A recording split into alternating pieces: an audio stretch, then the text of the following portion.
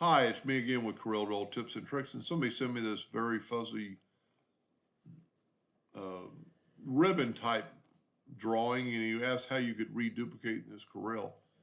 Probably several ways. One thing you could do is we're just going to take a 2-point line, and with the shape tool, well, not even the shape tool, with the shape tool, you could select it all and go up here and add more nodes. So we're going to add that many nodes. And then I'm going to change my nudge factor to 1 inch. And I'm going to grab my shape tool.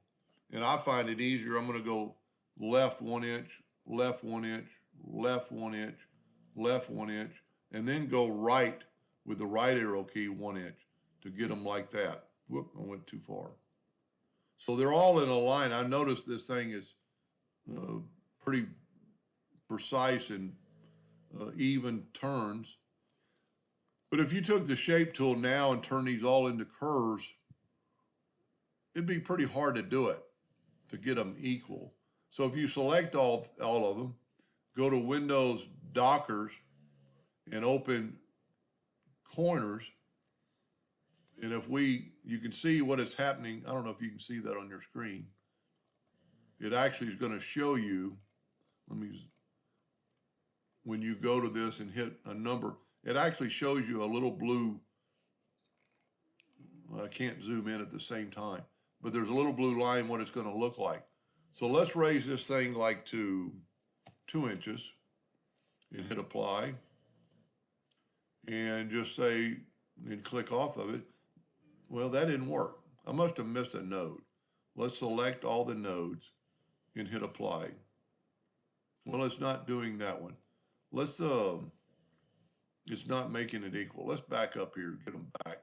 Let's try 1 inch. That way it's all, now this is a little further out.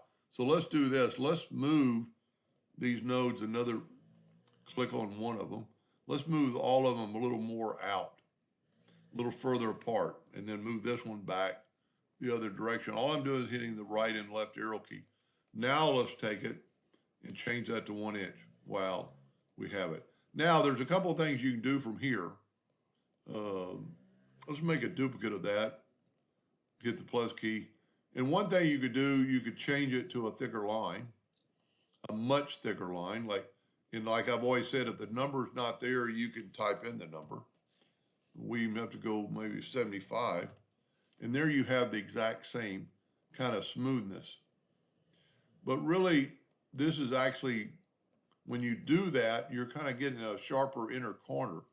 So to get it kind of equal, here's one thing you can do is hit the plus key on your keyboard, and while moving it, just move it out of the way a little bit.